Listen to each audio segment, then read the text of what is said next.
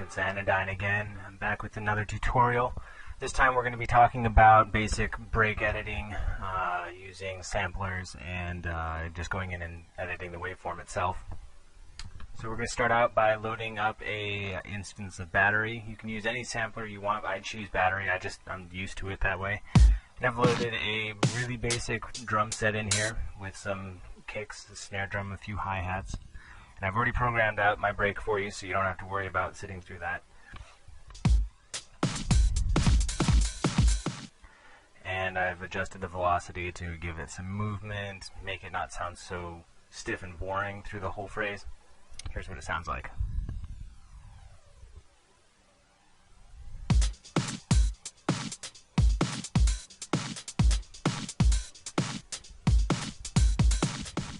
Okay, so what we're going to do is record this drum break into a bunch of different loops and edit those loops using a sampler to create new breaks from that.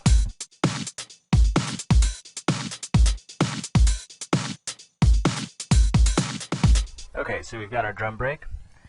Now what we're going to do is duplicate this, and each time we duplicate it, we're going to start the break at a different start point. I usually just choose the next drum hit along the line to create about 8 or 9 different variations of our drum break. And we want to make sure that each one of these starts at a new point, and each one of them also loops so that the break continues through the entire bar and doesn't just stop. And you're going to render each one of these drum breaks out into separate files. Then you're going to open up another instance of your sampler. Again, I choose battery. You can use impulse or whatever sampler you want. And I'm going to load each one of these drum breaks into the sampler in a different cell.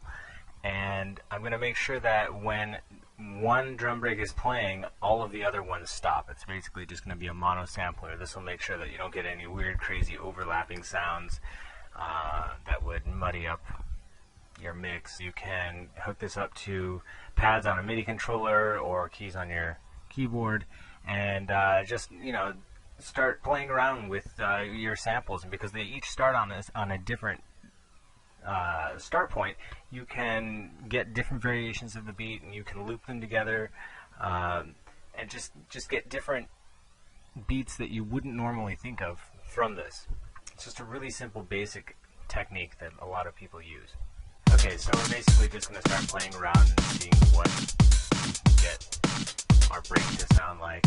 I usually record 2 or 3 different variations, just playing around, and then find the one that I like the best. So you can really play around with where each one of these different loops is hitting. You can get a lot of different types of drum breaks out of this. You can really get into detail if you want to go into like 32nd or 64th note view and really glitch things up. You can get some pretty neat effects going. But I generally choose to just use this as a broad paintbrush to just get larger patches of the loop drawn out, and then I go into editing the waveform in more detail later on, and we'll get into that. But for now, what I'm doing is just playing around, finding the right drum break, the one that I like, the one that I want to use for my track. Okay, so we've got ourselves a loop. So I've gone ahead and already rendered out some of the loops that I've made previously, and I'm just going to drag them out here. And we're going to go into editing the waveforms themselves.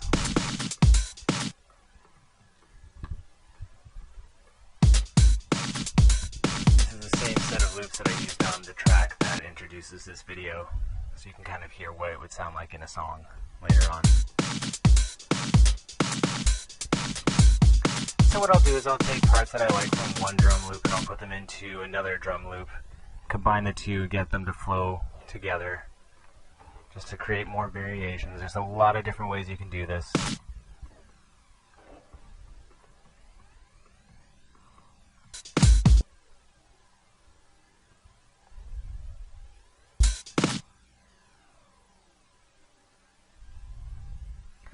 And sometimes you just go in and you edit a single note, one drum hit, try to get something interesting to happen out of it. This time I'm just going to try to create a little bit of a drum roll to transition between the bars. And sometimes it works and sometimes it doesn't.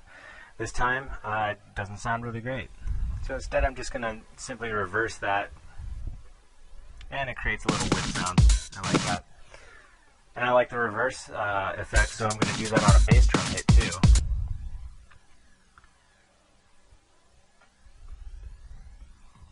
And it kind of sucks the sound into the next beat. I like doing that in the middle of the measure just to create a little bit more of an impact during the track. And here's an example of when you fool around for a while and you just don't come out with anything good. Here I decided to duplicate a bunch of bass drums, get them to do a roll, and pitched it up or down, I think, just to see what it would sound like. Sometimes it's just experimenting, and sometimes experimenting sounds really, really bad, but you know, after you do that, you know what not to do. So don't do this.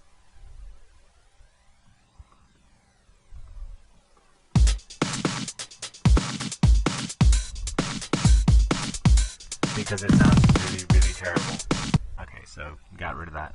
If you can't tell by now, I'm doing all of my voiceover after I've recorded the video, so bear with me.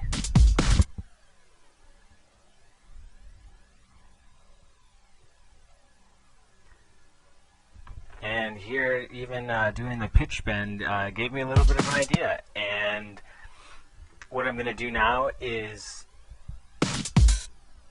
create a turntable stop manually using just very simple effects in Ableton Live. Don't have to pull out any glitch plugins or anything like that. Yeah, you could, it would be easier, but this is more fun. It teaches you something. So when you're doing your tape stop, just select the area that you want to tape stop, go to your master channel, drag down the automation bar for the tempo. Right now it's going to go down to 60 BPM. But whoops, I forgot. I need to have my wave sample morph to the beat. It needs to be synced, so gotta set that back up again so that it goes right along with the tempo.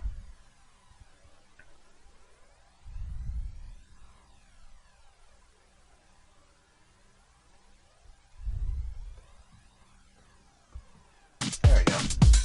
Now to give it even more effect, we're going to pitch it down some. And you can have the entire track do this. You can pitch down the bass line too and just give it a really gnarly tape stop effect.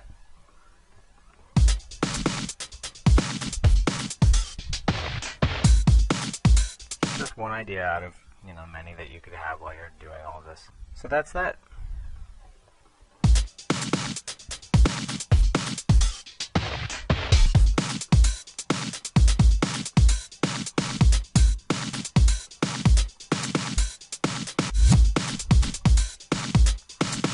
Yourself a drum loop. In the next videos, we'll be getting into more detail about how to layer effects and get into very small, glitchy type edits that you can do to your drum sounds to make them more interesting. Until then, it's about 1 o'clock in the morning now, and